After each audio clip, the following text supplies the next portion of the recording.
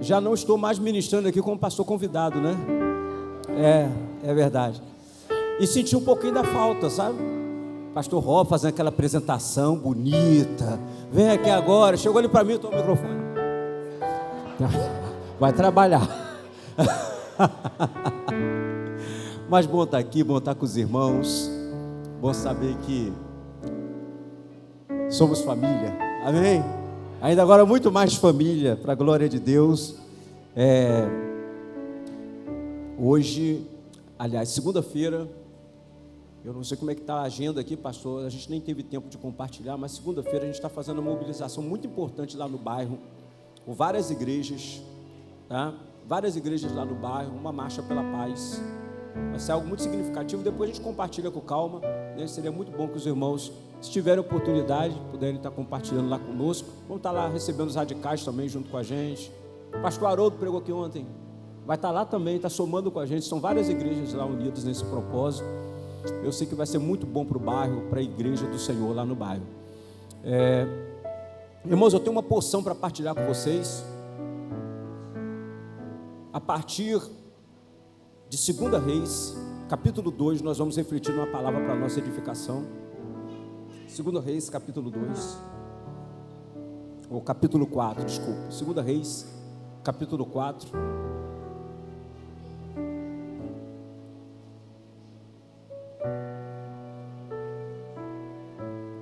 Enquanto os irmãos concluem aí a identificação do texto, encontram aí, pastor Robson, estamos empolgados com a escola bíblica. Que surpresa agradável, que adesão da igreja. Estamos com 2 classes, 2 turmas, uma turma um dia, uma turma de terça, uma turma de domingo, para atender a demanda. Que bênção, glória a Deus. Irmãos, 2 Reis capítulo 4, quem achou, dá um glória. Amém. Assim nos diz a palavra do Senhor. E uma mulher, das mulheres dos filhos dos profetas, clamou a Eliseu dizendo: meu marido teu servo morreu, e tu sabes que teu servo temia o Senhor. Veio o credor para levar os meus 2 filhos para serem servos. Eliseu lhe disse: que te hei de fazer? Dize-me o que tens em casa. Ela disse: tua serva não tem nada em casa, senão uma botija de azeite. Então disse ele: vai, pede emprestadas de todos os teus vizinhos vasilhas não poucas. Então entra e fecha a porta sobre ti e sobre os teus filhos, e deita o azeite em todas aquelas vasilhas, e põe a parte a que estiver cheia. Versículo 5.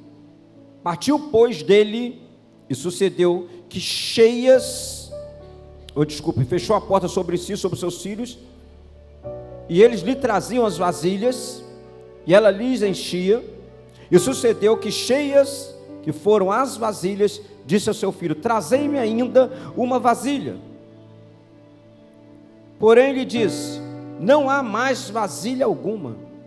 Então o azeite parou.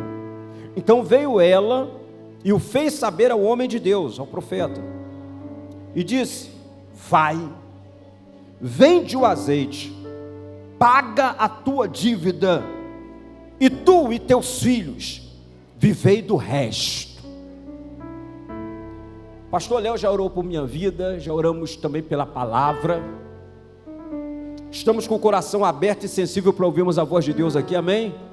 Há uma expectativa no coração da igreja, amém? Há uma expectativa no meu coração também, irmãos, com o que Deus vai fazer em relação ao que vai ser partilhado aqui. Nós temos um tema para a conferência. O tema é transbordar. E um tema específico que o Senhor me deu para essa noite é quando o azeite transborda na minha casa. Amém? Quantos aqui já recebem pela fé uma unção transbordante da parte do Senhor? Glória a Deus. Irmãos, eu preciso iniciar essa reflexão aqui, fazendo uma análise de contexto com vocês. E é plausível que qualquer pregador, antes de se introduzir no texto, ele faça uma exposição, mesmo que superficial, do contexto, para que a gente possa entender o texto com um pouco mais de profundidade. Se nós formos fazer uma análise aqui do contexto desse texto, eu preferiria, eu particularmente, observar uma perspectiva política e religiosa da época, do período. Então estamos aqui fazendo uma observação, uma análise de contexto, mas focando na realidade política e religiosa da época. E o que a gente tem aqui politicamente e religiosamente nesses dias em que esse milagre aconteceu? Nós temos aqui o reinado de Jorão em Israel, parte do reino do norte. Reino do sul estava lá Judá. Jorão reinando no reino do norte, Jorão, filho de Acabe, e segundo o próprio texto bíblico, Jorão, 2 Reis capítulo 3, versículo 1 em diante, Jorão deu prosseguimento a toda a perversidade e a maldade do seu pai Acabe. Então olhe para mim com atenção, Jorão deu continuidade a todo o mal que Acabe fazia à nação de Israel. Acabe fez Israel pecar, Acabe fez Israel prostituir, Acabe fez Israel se desviar da verdade. Acabe trouxe imundície, trouxe idolatria, trouxe pecado. Acabe trouxe distorções para os valores da nação de Israel. Jorão começa a reinar. Viu o destino do pai, viu tudo que o reinado de Acabe trouxe para Israel, mas infelizmente Jorão deu continuidade. Deixa eu abrir um parênteses com algo que não está aqui no sermão, mas o Espírito Santo está aqui, ele está me trazendo aqui agora, eu preciso liberar isso para você. Amém? É impressionante como alguns filhos, porque eu estou falando nessa noite para a família, amém? Como alguns filhos perdem a capacidade de filtrar para a sua vida tudo de ruim que viram seus pais vivendo e fazendo. Todo o mal e toda a desgraça que Israel viveu nos dias de Acabe, Jorão testemunhou. Todos os efeitos e consequências do pecado do seu pai, Jorão foi testemunha fiel. E agora Jorão dá continuidade a toda a maldade dos seus pais. Eu lembro que um dia eu entrei no gabinete com 2 garotos, meu irmãozão, príncipe. Um dia eu entrei no gabinete com 2 meninos, 2 jovens. Sentei com os 2 irmãos. Os 2 tinham problemas sérios. E um dos 2 de agressividade. Constantemente estava agredindo a esposa. E numa conversa com ele eu falei: rapaz, eu acompanhei a caminhada do teu pai no relacionamento com a tua mãe, que não deu certo. E eu me lembro quanto teu pai agredia a tua mãe. E sabe o que me impressiona? Você é uma das pessoas mais feridas e mais marcadas por isso. E você se transformou em alguém idêntico ao seu pai.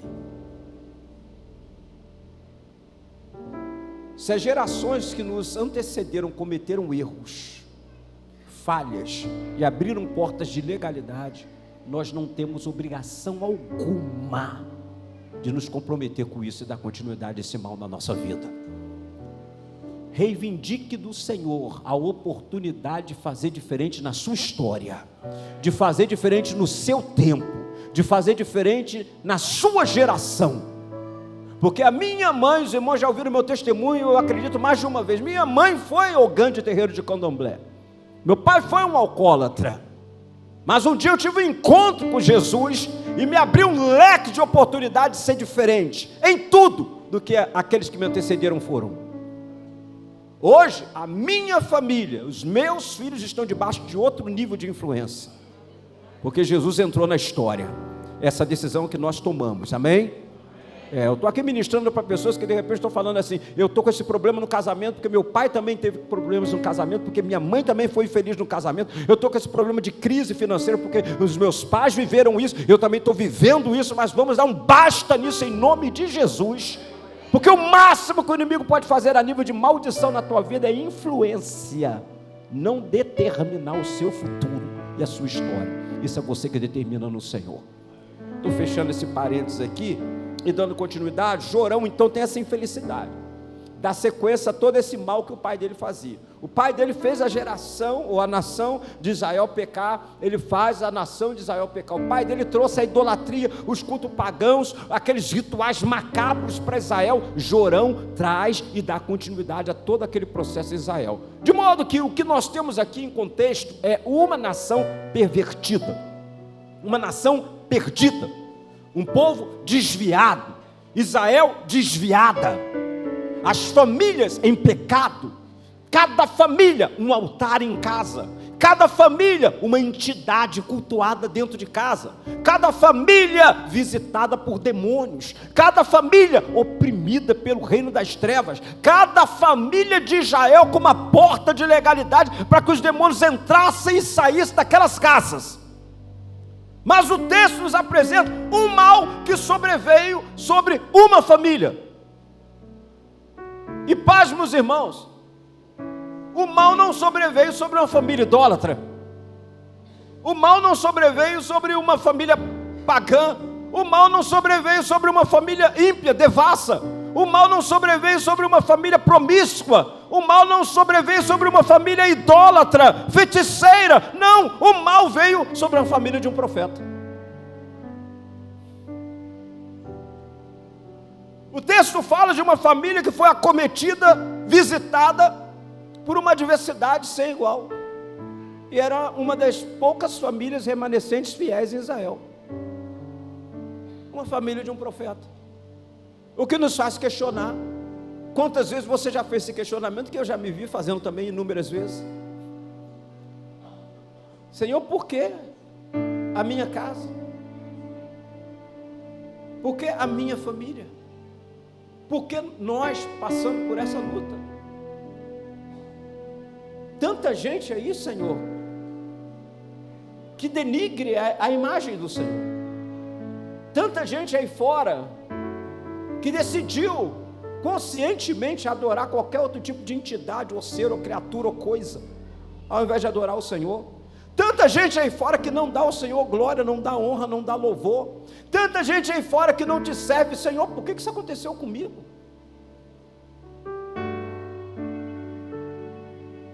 Sabe, irmãos, uma das primeiras coisas que o diabo esfregou na minha cara, quando eu estava andando a pé na rua, depois do meu carro ter arrebentado, acabado com o motor, quando a minha correia dentada soltou,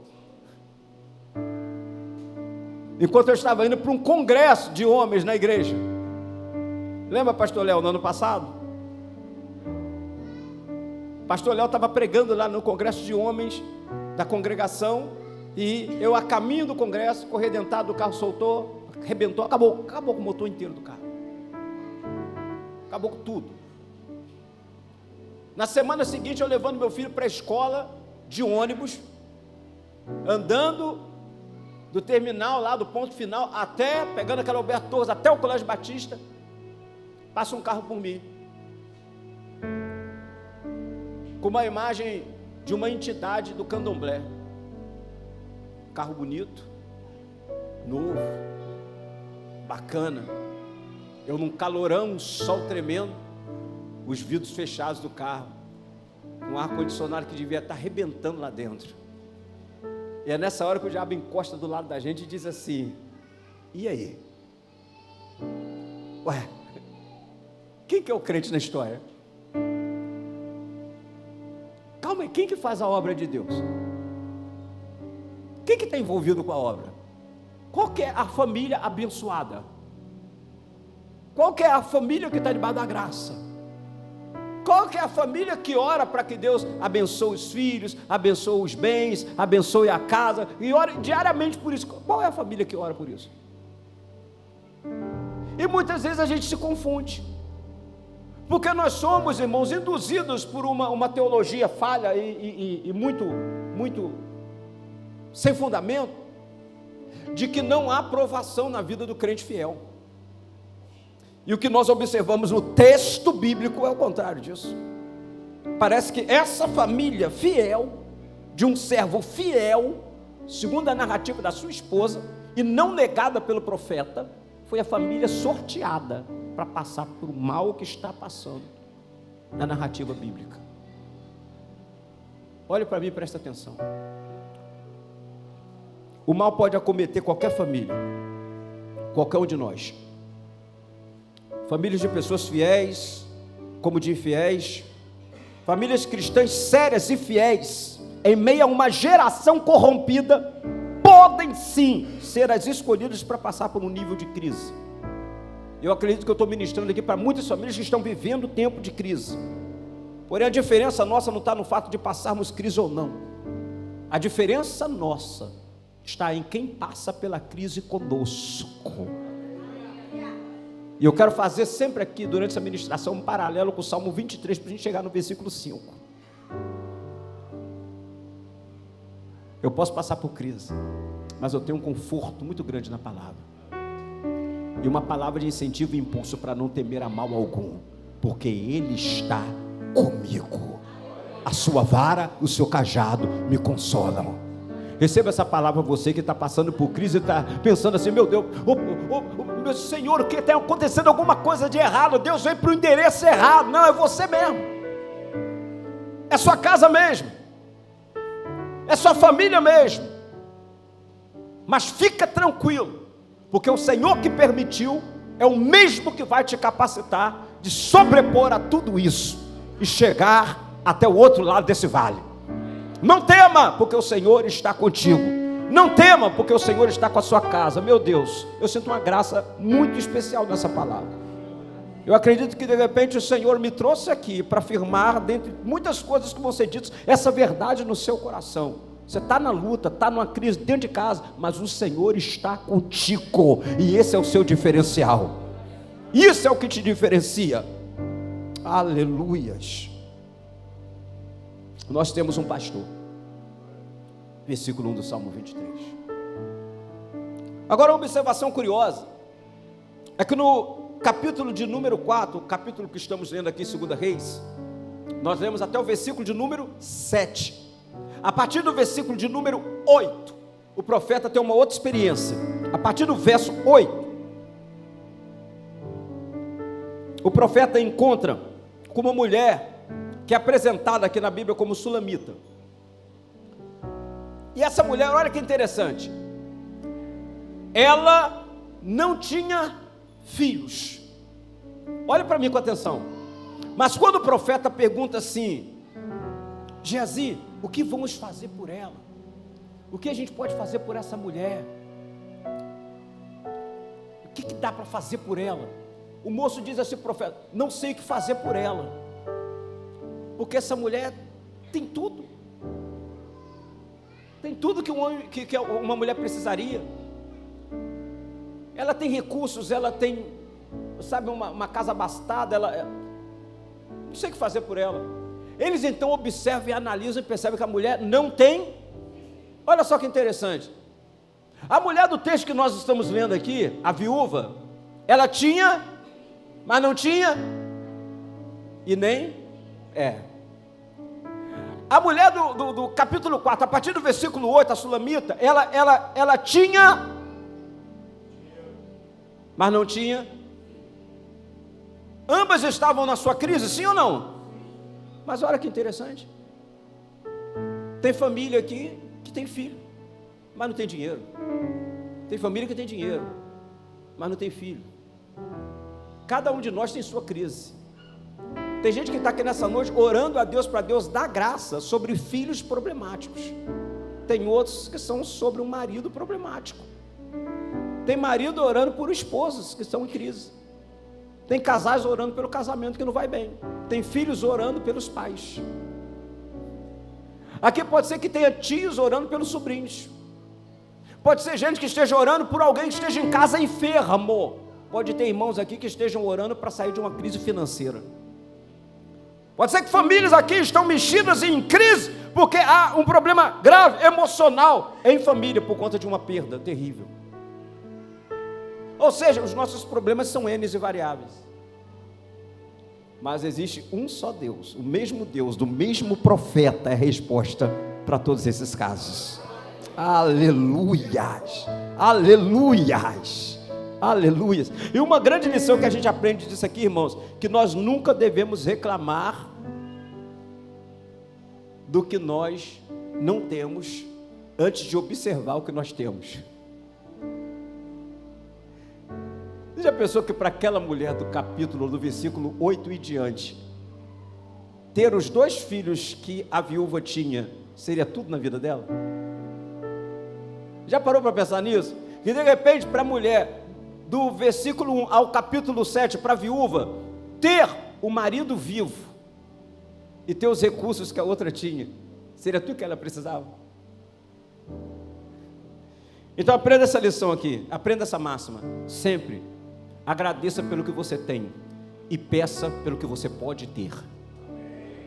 Amém? A família do texto que nós lemos aqui está passando por 3 problemas sérios, pelo menos 3 que a gente pode enumerar aqui. Primeiro é a perda, luto. E a perda do provedor da casa, do chefe da família, do marido, do cabeça, do líder, daquele que dá direção. Perdeu, o marido morreu.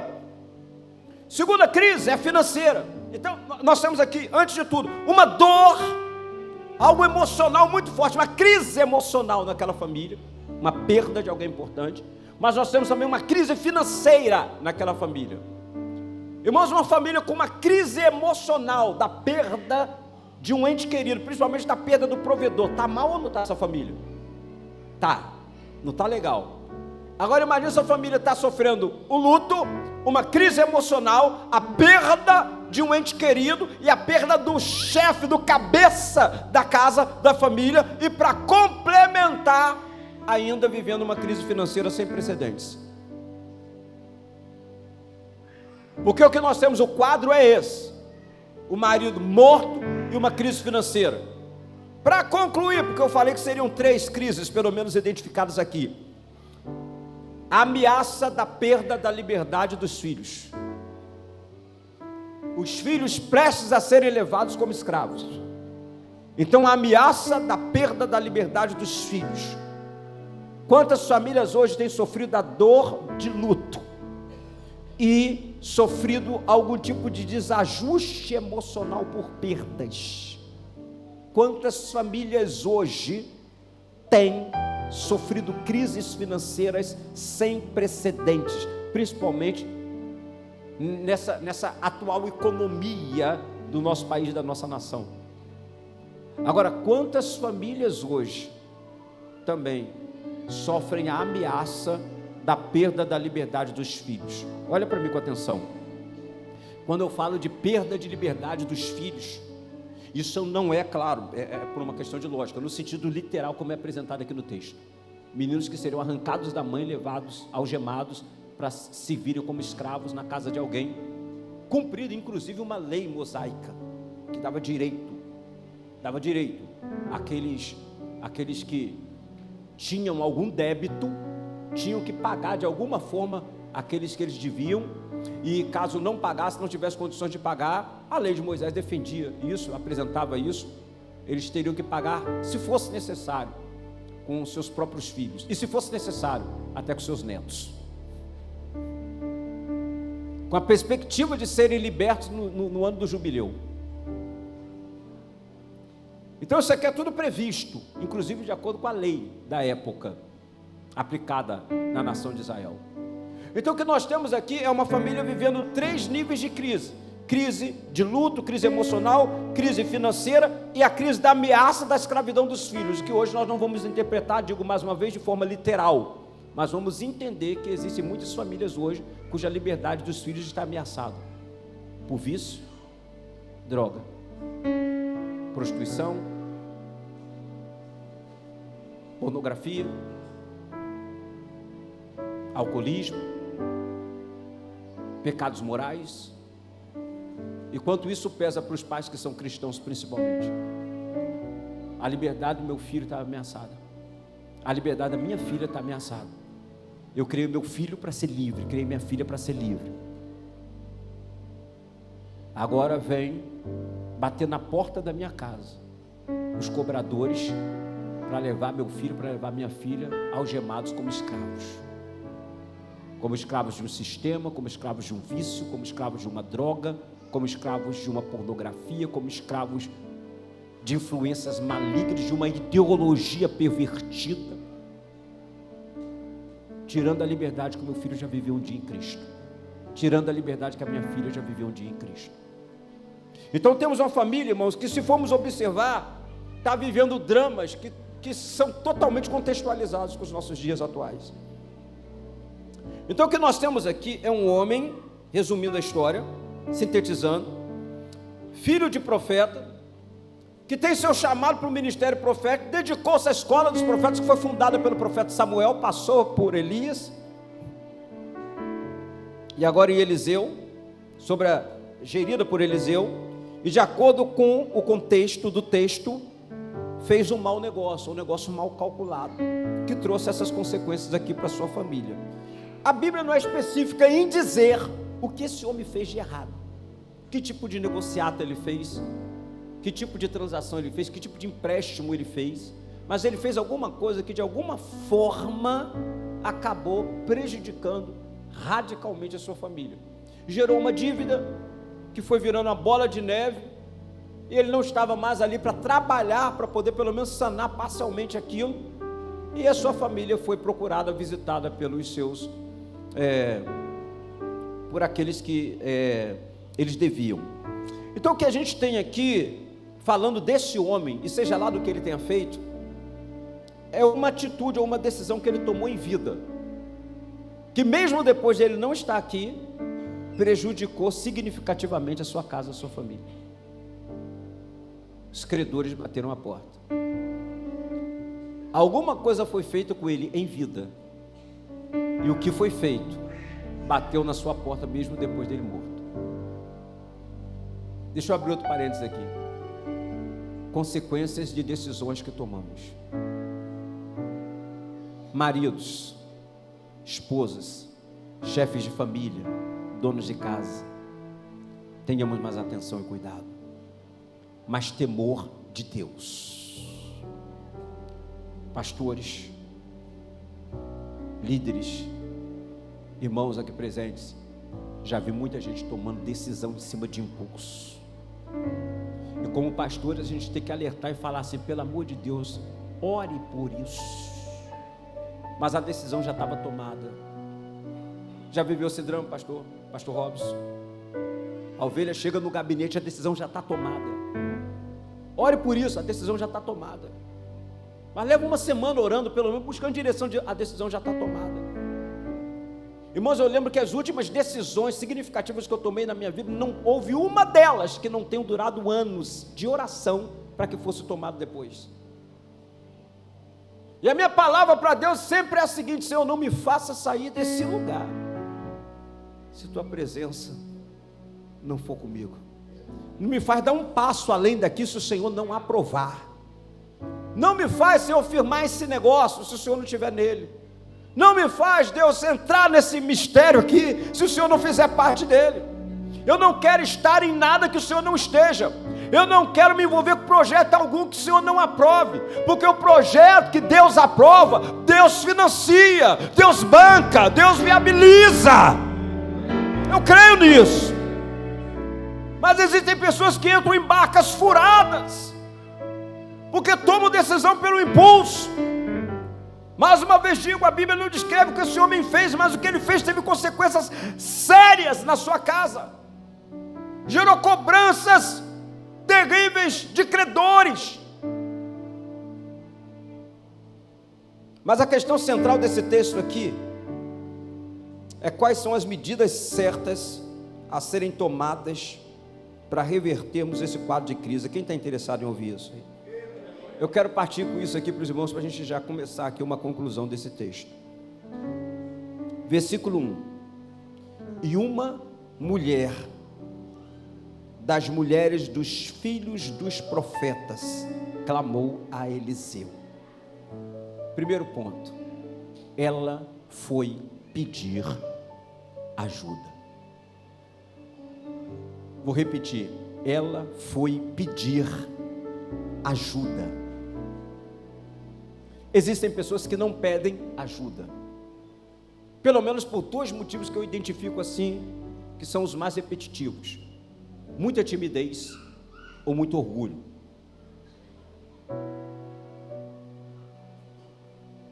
Não é feio pedir ajuda, Não é errado pedir ajuda. Pelo contrário, muitas vezes é extremamente necessário pedir ajuda.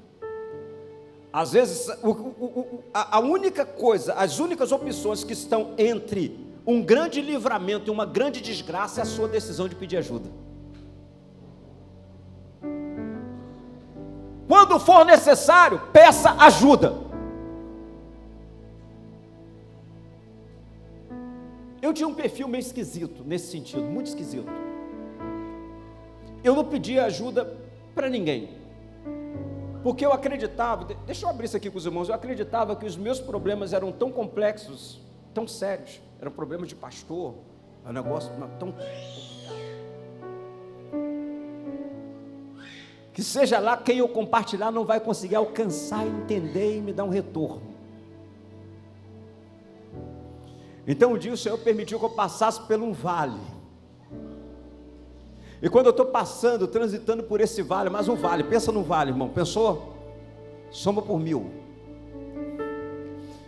multiplica por 1000, um vale. E quando eu estou passando por esse vale, Deus me revela uma grande amiga, dormia comigo, acordava do meu lado, e eu comecei a abrir meu coração e a falar para ela das minhas dores, das minhas dificuldades, dos meus medos, dos meus receios, das minhas inseguranças. Eu encontrei uma conselheira na minha esposa. Deus usou minha esposa como fiel conselheira em tempos difíceis. E quantas vezes levar até 3 horas, 4 horas da manhã conversando com ela, me fazer acordar inteiro no outro dia. Tem alguém aqui comigo? Peça ajuda. Peça ajuda. Sabe, as pessoas que se desesperam e acreditam que não tem mais jeito, são pessoas que normalmente não recorrem à ajuda. É ajuda de marido, vai atrás da ajuda. É ajuda da esposa, vai atrás da ajuda, conversa. Peça orientação, abre o coração, põe para fora. É ajuda do seu líder, vai atrás de ajuda. É ajuda do pastor, vai atrás de ajuda. Pelo amor de Deus, irmão, tem alguém me ouvindo aqui? Vai atrás de ajuda. É ajuda médica, vai atrás de ajuda. É ajuda de um psicólogo, vai atrás de ajuda. É ajuda de um profissional das emoções, vai atrás de ajuda. Não deixe o orgulho te impedir de sair inteiro dessa crise. Procure ajuda, sobretudo no Senhor, amém? E nas pessoas que o Senhor vai te ajudar. Porque muitas vezes, irmãos, nós somos levados ou motivados a acreditar que na crise nós precisamos de coisas para sair delas. Eu estou numa crise financeira, o que eu preciso? Eu estou numa crise no trabalho, o que eu preciso? Um outro emprego. Mas nem sempre a solução para as nossas crises são coisas. Muitas vezes a resposta das nossas crises vem em Deus por meio de pessoas. Então, quando precisar, peça ajuda a pessoas. Uma nota importantíssima de rodapé: as pessoas certas. Amém? Amém? Glória a Deus. Ela foi até o profeta. Isso aqui é coisa séria, alto nível, amém? Estão aqui comigo? Não foi no moço do profeta não, o moço do profeta era meio falador. Ela foi até o profeta. Segundo ponto, segunda lição: meu marido, teu servo, morreu. Olha aqui, meu marido, teu servo, morreu, e tu sabes que ele temia ao Senhor. Ouviu bem as palavras dela? Meu marido, teu servo, que temia ao... Nas crises, não permita que as crises influenciem a sua fala. Em parte, aquela mulher estava vivendo a crise por conta de alguma decisão mal tomada do marido. Mas olha o relato que ela faz para o profeta, do marido. Se fosse, irmão, se fosse qualquer uma mulher, sem preparo, sem maturidade e sem a santidade dessa mulher, profeta, ainda bem que eu te encontrei. Aquele estrupício daquele homem Ah, profeta, eu sabia, minha mãe falou comigo, não vai dar certo. Isso aí vai morrer, vai te deixar uma dívida. Mas eu fui. Olha agora o que eu estou colhendo, profeta. Não ouvi conselhos, não ouvi orientações. Não, irmãos, olha como que a mulher chega para o profeta para falar do marido. Meu marido, orgulho, teu servo, que temia ao Senhor. Quem continua aqui comigo? Então acabou hoje, em nome de Jesus. Aquela praga do meu filho acabou hoje. Aquela íngua do meu marido, olha, acabou, amém? Acabou. A palavra veio e trouxe um clarão. Não aguento mais aquela mulher rinchosa. Acabou hoje, glória a Deus. Tem gente sendo liberta aqui. Oh meu Deus, é uma noite de libertação. Acabou, porque nós estamos discernindo. Nós precisamos usar as palavras certas e não permitimos que as crises alterem a nossa fala, o teor da nossa fala, o que sai da nossa boca, porque disso estava cheio nosso coração. Não podemos permitir que haja essa alteração.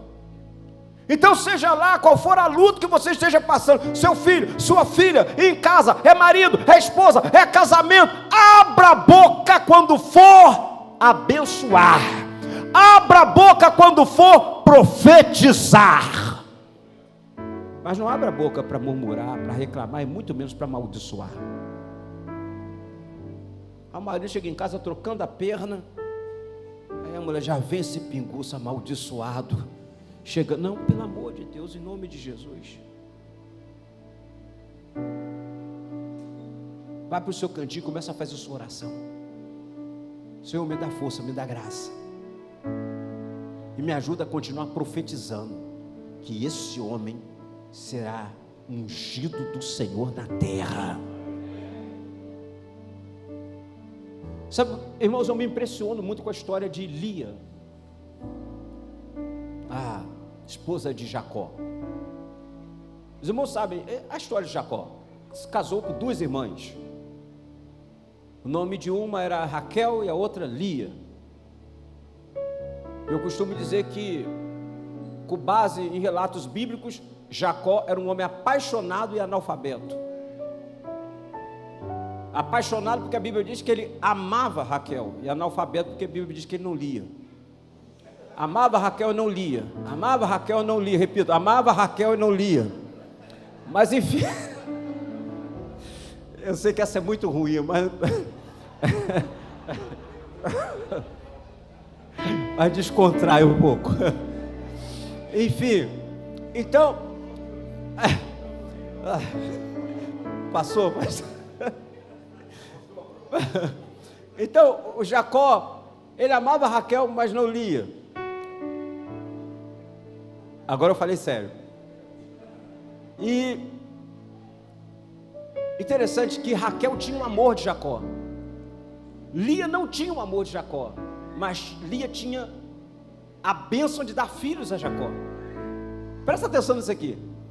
E o que Lia fazia desses filhos que Deus a capacitava de dar para Jacó? Sobre cada filho, olha só, irmãos, contando com o desprezo do marido, sobre cada filho Lia profetizava. Cada filho de Lia tinha um nome profético. Cada filho de Lia, nome profético. Filho, nome profético. Filho, nome profético. E a mulher não parava de ter filho, e nome profético. Até que ela tem um filho, que o nome dele é Levi. E ela traduz, ela diz assim, o significado, porque esse unirá o coração do meu amado ao meu coração. Estão aqui comigo? Amém? E eu costumo dizer que levitas não são os músicos, ou apenas os músicos que tocam na igreja, mas levitas são todos os cristãos que entendem que o seu propósito existencial é unir o coração daqueles que são amados pelo Senhor ao amado da sua alma. Esse é o processo. não só aqui no altar, por meio dos músicos da igreja, mas toda a igreja, unir o coração da amada ao coração do seu amado. Então é interessante a gente observar que Lia profetizava, Nador profetizava.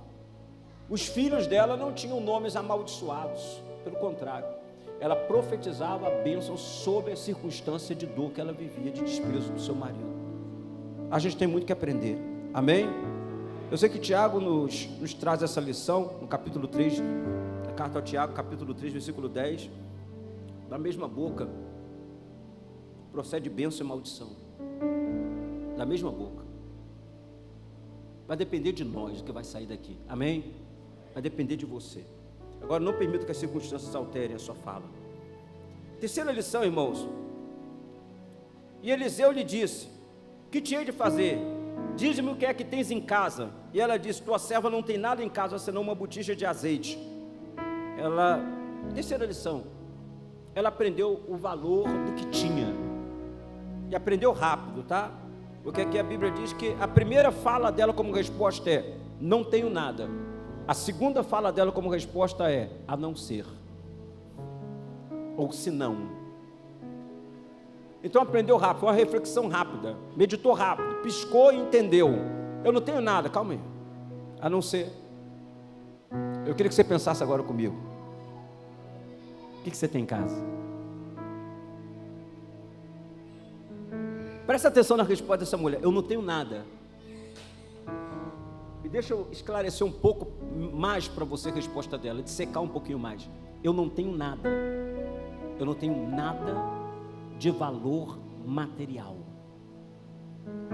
a não ser azeite. Às vezes a gente não tem nada, só que o que não pode nos faltar é azeite. Eu não tenho nada, mas tem azeite. O que você tem em casa, pastor? Hoje está bravo, mas tem azeite. Eu não tenho recurso, mas tem azeite. Olha, para ser sincero, está faltando até um pouquinho de alegria, mas tem um azeite. Está faltando um pouquinho de paz, estou numa fase difícil, mas não falta azeite. Você sabe o que representa esse azeite? Qual é o símbolo? Ou o que simboliza esse azeite? Eu não tenho nada, pastor, mas o Senhor é comigo. Está faltando até um pouquinho de alegria na minha casa, mas Deus está lá. Está uma confusão, está faltando uma paz lá entre os meus filhos, meu marido, tá, um negócio está meio, mas o Senhor está lá.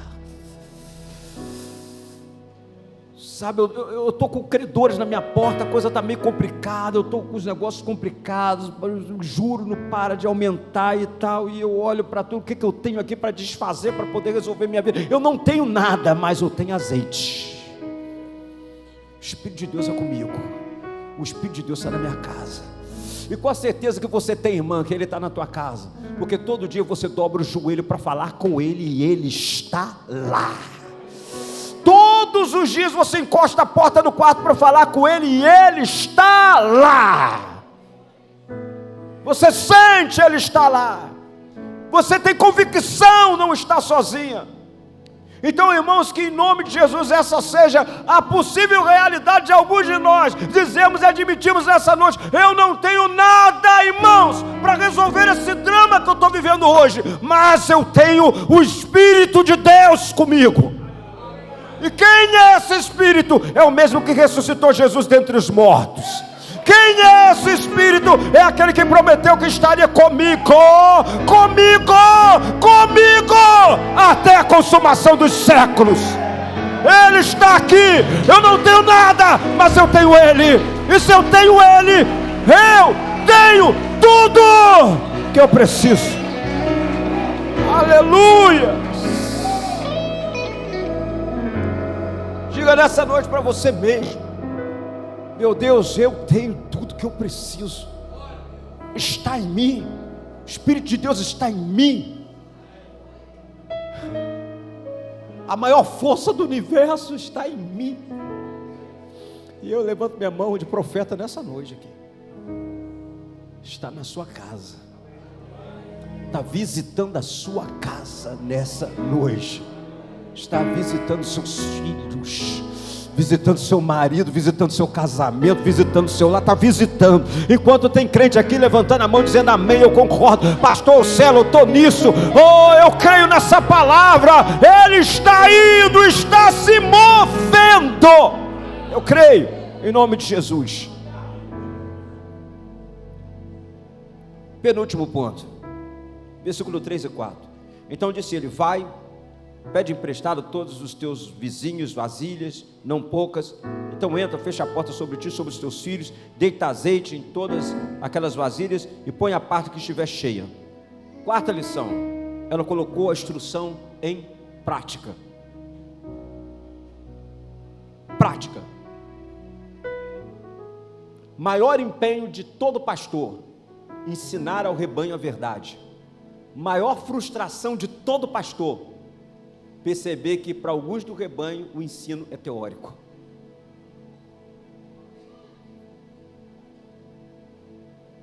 Palavra abençoada, pastor. E alguma coisa lá no subconsciente do pastor: eu quero que ela seja mais do que abençoada, eu quero que ela seja praticada por você. Viva a palavra. Viva a palavra. Põe em prática. O que a gente ensina e o que Deus nos traz não é para ser teoria. Viva a palavra. Jesus disse, Mateus capítulo 7, verso 24: todo aquele que escuta essas minhas palavras e as pratica, eu vou compará-lo, eu o verei como semelhante a um homem que decidiu edificar, construir sua casa sobre um fundamento firme e seguro, sobre uma rocha. É assim que o Senhor vê aqueles que estão aqui nessa noite ouvindo essa palavra e no seu coração já está decidido: saio daqui para pôr tudo isso em prática na minha casa. Saio daqui decidido a viver isso. Não vai ser uma palavra que vai me empolgar num culto, não vai ser uma palavra para me fazer, me animar, não vai ser uma palavra simplesmente para me trazer uma êxtase momentânea. Será uma palavra para virar uma chave na minha vida, para virar uma chave na minha casa, para mudar o meu destino, e eu creio nisso. Quinto e último ponto. Então entra, fecha a porta sobre ti. Escuta, olha o que o profeta diz para aquela mulher. Estou trazendo uma ênfase para essa frase: entra e fecha a porta sobre ti. Esse profeta gostava desse mistério de fechar a porta. Você já reparou isso, né? Hein? O menino morre, fecha a porta.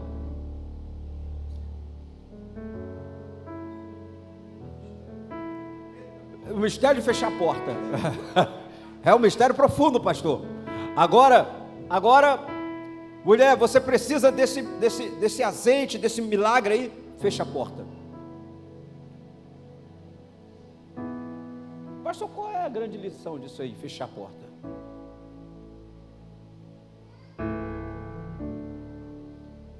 Acho que nós podemos tirar muitas grandes lições. Eu não tenho muito tempo, então deixa eu ser muito objetivo no que mais me chama a atenção aqui, amém? Deus está nos mostrando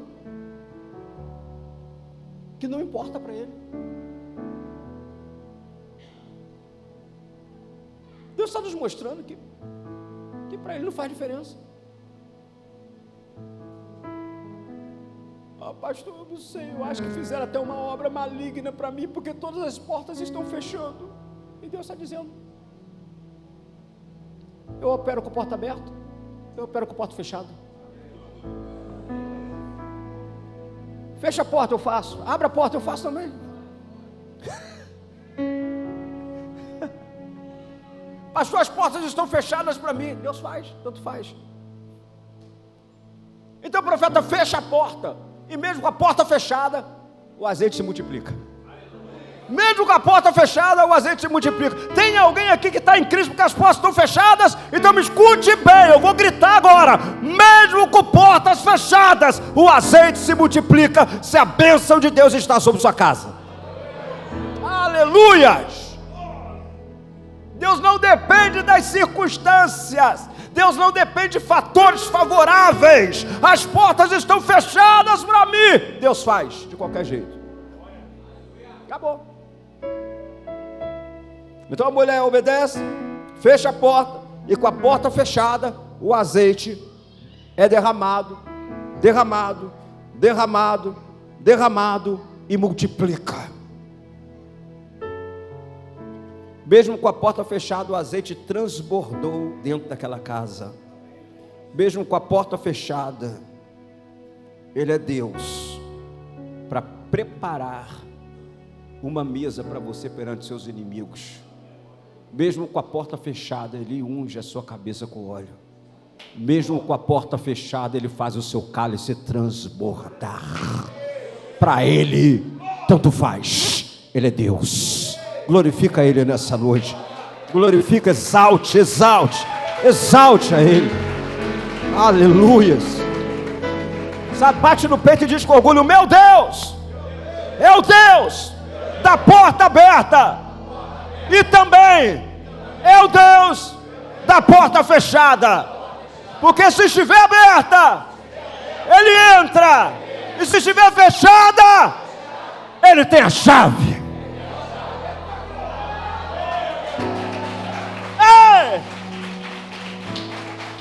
Ei! Deixa eu terminar. O profeta diz: vende o azeite, paga a tua dívida, e tu, teus filhos, vivem do resto.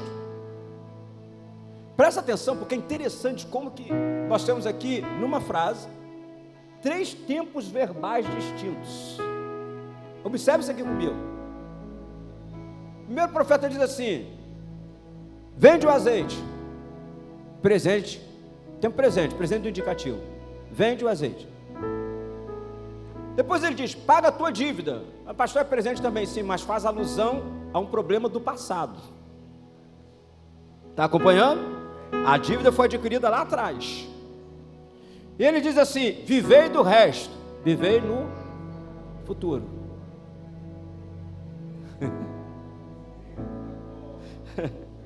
Então Deus deu àquela família condições de resolver um problema do passado no presente para garantir o futuro.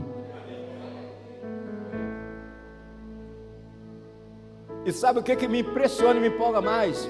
Esse Deus está aqui nessa noite com a gente. Ele está aqui. Ele está aqui. Eu estou aqui no nome dEle. Eu vim aqui trazer um recado dEle. Eu vim aqui trazer uma palavra dEle. Ele sabe que você veio aqui para poder ouvir uma palavra dEle e sabe receber algo a mais dEle. Ele tem algo para derramar sobre nós aqui. Ele está aqui. O Deus dessa família, o Deus dessa família é o Deus da sua família, é o Deus da sua casa, e é o Deus presente aqui nessa noite. Tudo que foi ministrado aqui é real. Tudo que foi ministrado aqui é verdade, é real. Eu afirmo que é real, porque a vinda dele há 2000 anos atrás foi real. A vida de santidade dele nessa terra, mesmo em meio a um reino influenciado pelo pecado, foi real. A caminhada santa dele em meio a uma Israel contaminada pela idolatria foi real.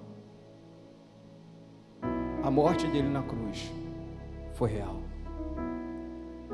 A ressurreição dele no terceiro dia foi real.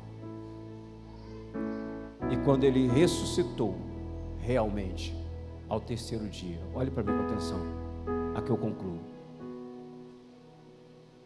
Ele pagou a dívida de toda a família que está aqui nessa noite.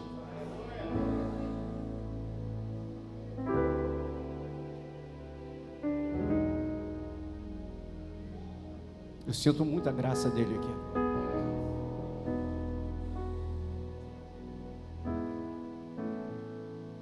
Sinto muita graça.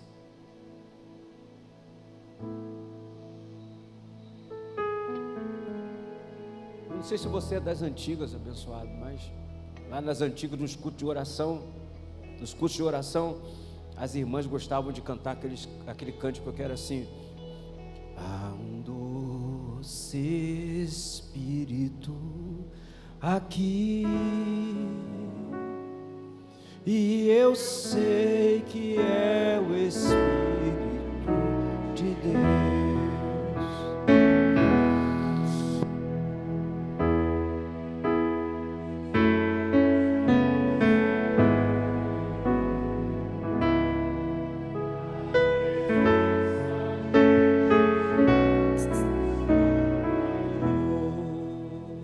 Jesus está aqui.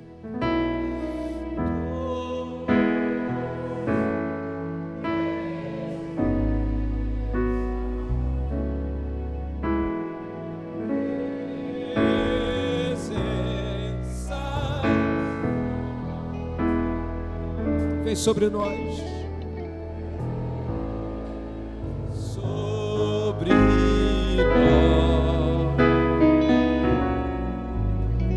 Encher-nos com o teu poder. Te adoraremos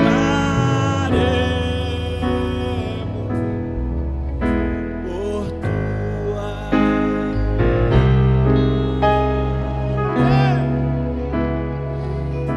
em que renovará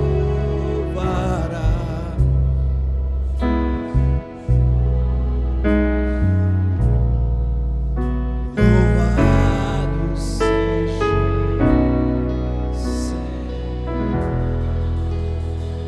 Ele está aqui. Ele está aqui. E eu tenho um pouco de dificuldade de falar sem me emocionar. Que Ele saiu de lá, do sepulcro.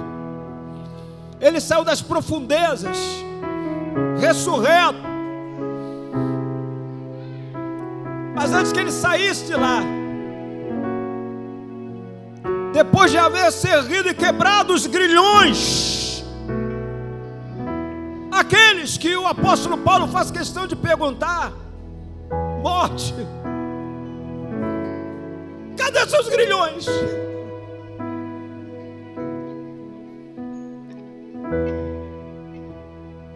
Ele ainda foi até uma figura infernal, diabólica,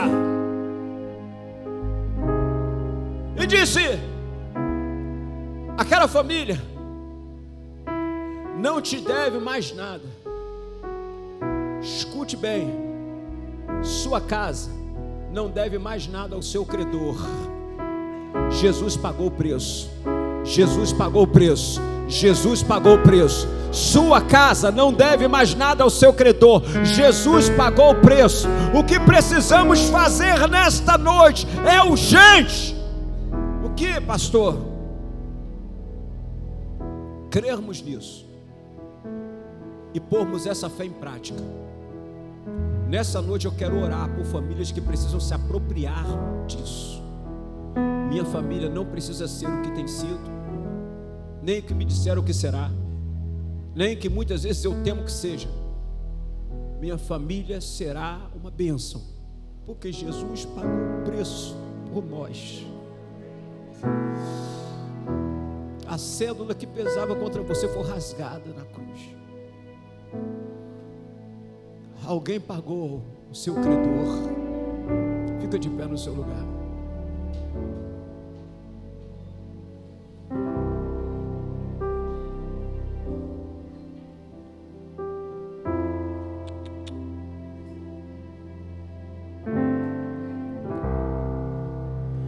Precisamos crer.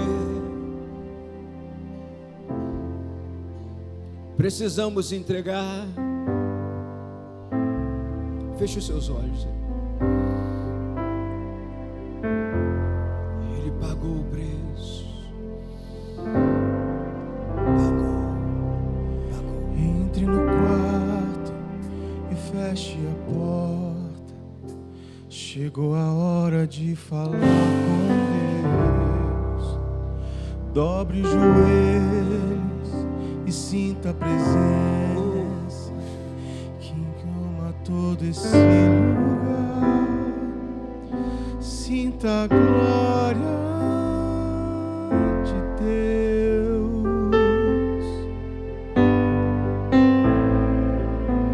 Sinta a glória do Pai. Aleluia! Não se detenha se as lágrimas rolarem ou as batidas do seu coração. Deixa fluir, deixa fluir, acelerar. deixa fluir. É Ele mexendo no lugar que ninguém conhece, mas Ele viu e sabe curar. Ele viu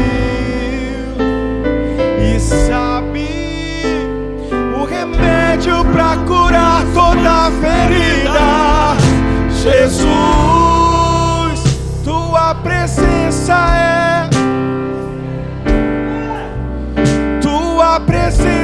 é o meu remédio. Jesus, eu não quero ouro nem prata, só quero que cuide de mim.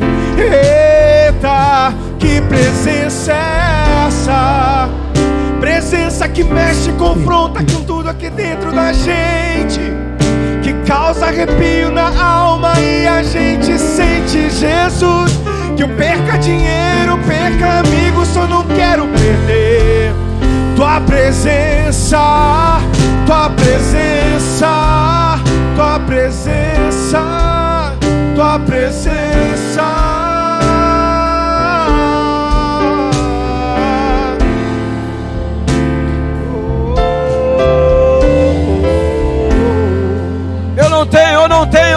Eu não tenho o que eu preciso, humanamente falando, materialmente falando, para resolver.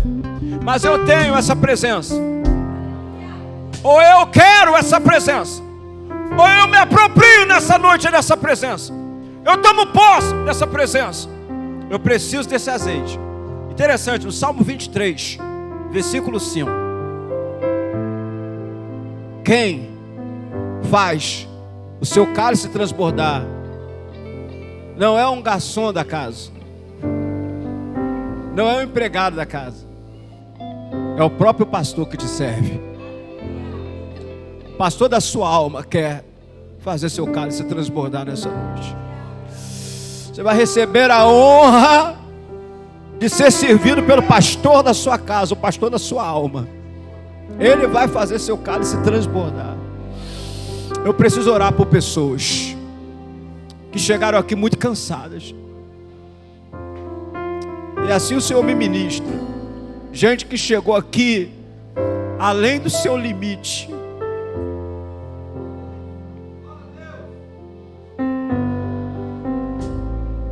Você acreditou que não estava sendo visto.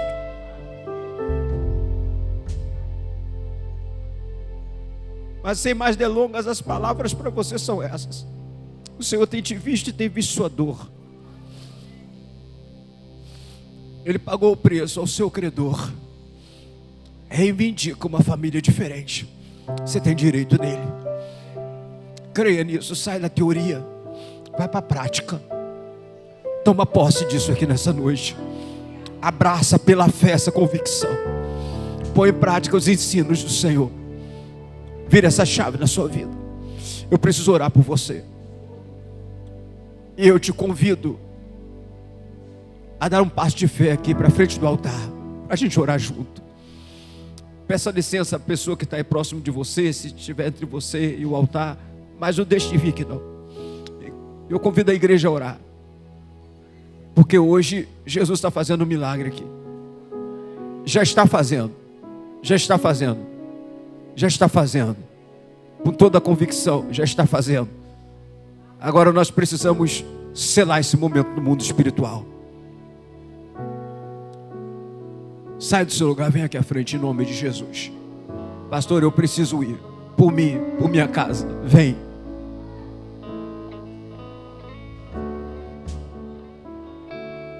Vem crendo. Ele vai transbordar seu cálice. O fogo não me queima. Transbordar seu cálice. Tem mais famílias para estar aqui. Vem aqui, meu irmão. Vem por você, vem por sua casa. Não estou sozinho. Pastor, mas meu problema são meus filhos. Eles nem estão aqui, vem por eles. Meu marido nem pisa na igreja. Vem por ele, irmã, em nome de Jesus. Vem dizendo para o Senhor: eu creio numa intervenção sobrenatural, Senhor, que vai acontecer a partir dessa noite, em nome de Jesus. Chega um pouco mais para frente, por favor, irmão. Chega um pouco mais para frente. Vamos ceder o lugar lá atrás. Isso. Guardado, perdeu batalha. Seu nome é Jireh. Jeová Jireh, irás prover de novo. Eu creio em ti. Haja o que houver, venha o que vier, venha o que vier. mais uma vez, irás prover de novo. Ele é Deus, Eu creio em Ele é ti. Jireh. Eu não vivo do que vejo, vivo do que creio. Irás prover de novo. Eu creio em ti. Vá clamando ao Senhor aí no seu lugar. Vá clamando ao Senhor. Jeová Jireh está aqui. Ele está entre nós.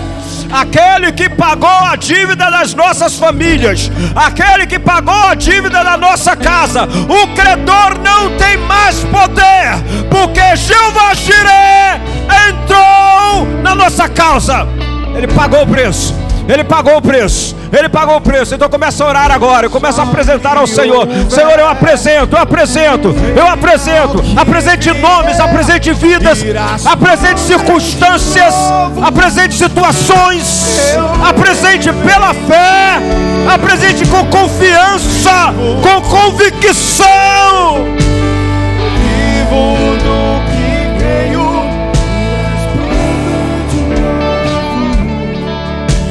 Eu creio em ti. Eu vou liberar mais uma palavra profética. Levante sua mão para tomar posse. Eu vou liberar em nome de Jesus. Seus filhos não serão levados mais pelos credores. Em nome de Jesus. Seu casamento não será mais levado pelos credores. Em nome de Jesus. Seu marido não será mais levado pelos credores. Sua esposa não será mais levada pelos credores. Em nome de Jesus. Seus pais não serão levados pelos credores. Nessa noite, o Senhor põe os credores debaixo dos nossos pés.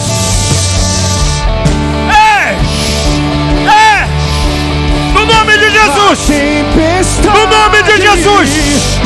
O vento Em nome de Jesus. não vão roubar a minha fé. Em ti, meu Deus, a tempestade, o vento forte não vão roubar a minha fé. Em ti, mais uma vez, a tempestade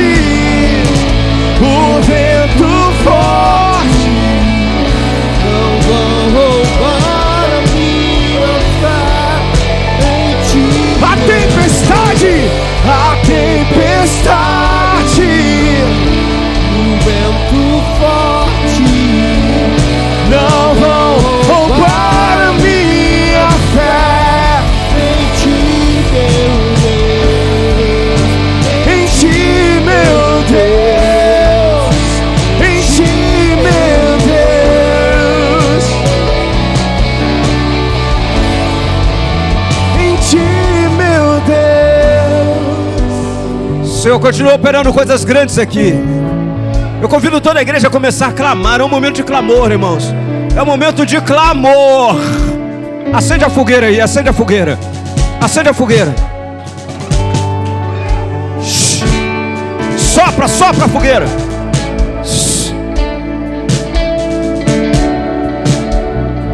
O que você tem é precioso. O que está aí é precioso.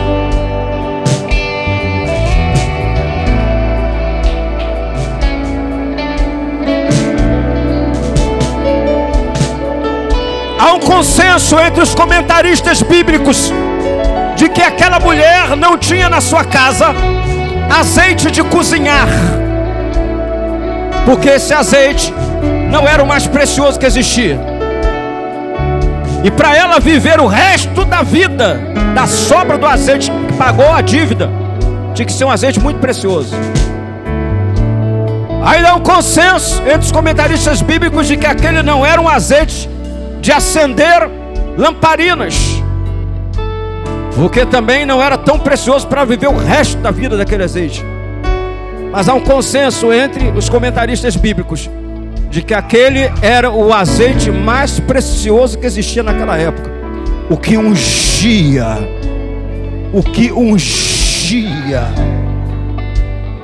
O azeite que unge está em você. E essa é a garantia da sua vitória. É a certeza de que você vai poder viver disso. Agora você vai clamar para que o seu pastor, o pastor da sua alma, derrame desse azeite até transbordar. Levanta suas mãos. Levanta suas mãos. Clame pela presença do Espírito. Peça mais do Espírito. Peça mais do Espírito. Peça mais do Espírito. Porque Ele vai transbordar. Ele vai transbordar. Ele vai transbordar. Queimar em mim.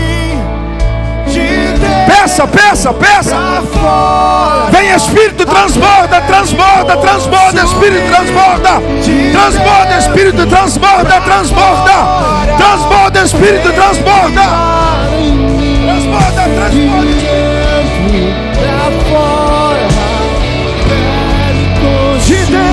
Transborda, transborda, Espírito, transborda. Transborda, Espírito. Espírito Santo, Tu estás na casa. Tu estás na casa. Transborda, transborda, transborda, transborda, transborda. Teu rio fluir. Deixa teu Transborda, Espírito, transborda. Tu estás na casa. Tu estás na casa. Tu estás na casa. me consumir. Deixa teu rio fluir. Deixa teu vento soprar. Deixa teu fogo queimar. Até deixa subir. Deixa teu rio fluir. Deixa teu vento soprar. Deixa eu fluir. E eu já coloquei as minhas vestes brancas. Vem Espírito, transborda. Batiza. Enche, enche, enche, enche, enche. Flua, flua, flua, flua, flua, flua. Enche, enche, enche, enche, enche. Enche a casa, enche. Eu já coloquei as minhas vestes brancas. Estou só. Vamos dançar.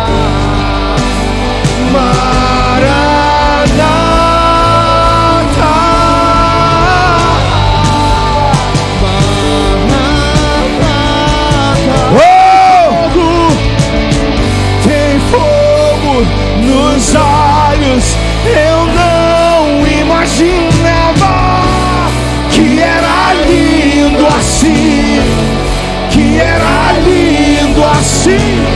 meu noivo esperado.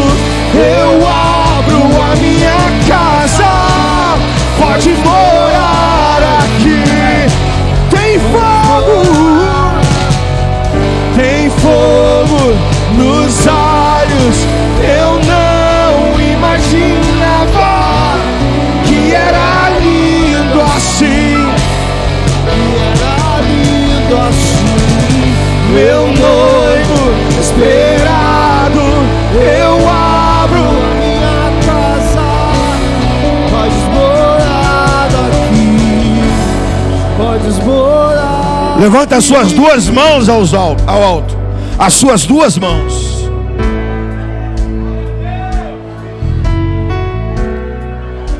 Nós vamos tomar posse daquilo que a palavra de Deus ministrou aos nossos corações essa noite.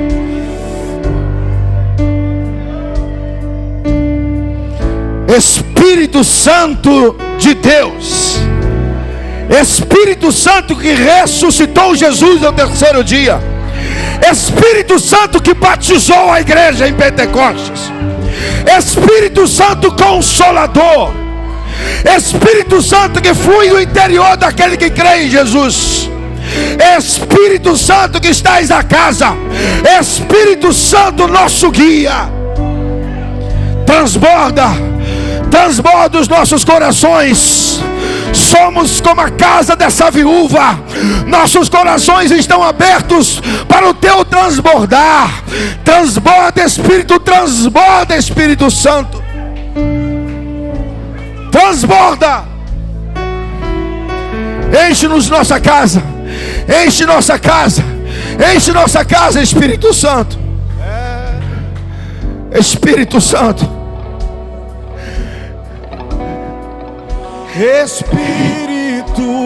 Espírito Santo, enche a tua igreja, enche as famílias aqui nessa noite, enche essa casa, enche essa família, Espírito Santo.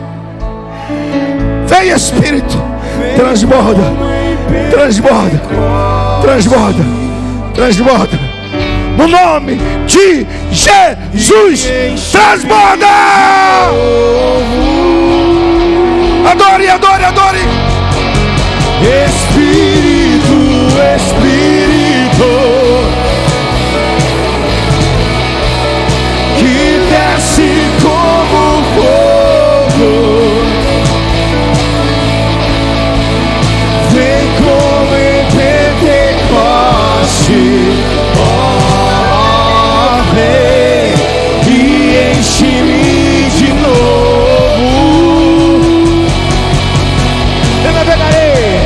Eu navegarei no oceano do Espírito e ali adorarei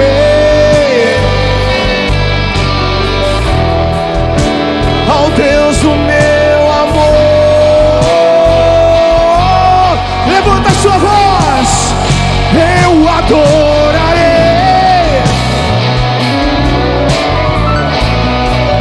ao Deus da minha vida,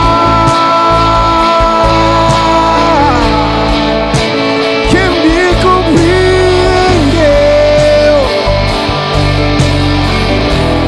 sem nenhuma explicação.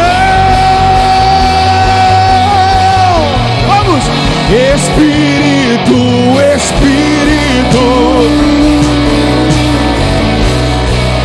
que desce como fogo,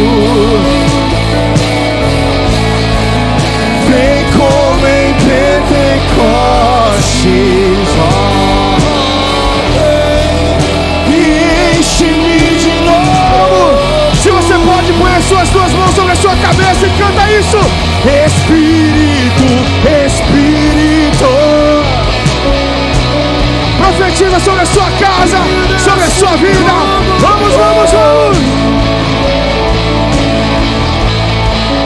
Vem como em Pentecoste, vem e enche-me.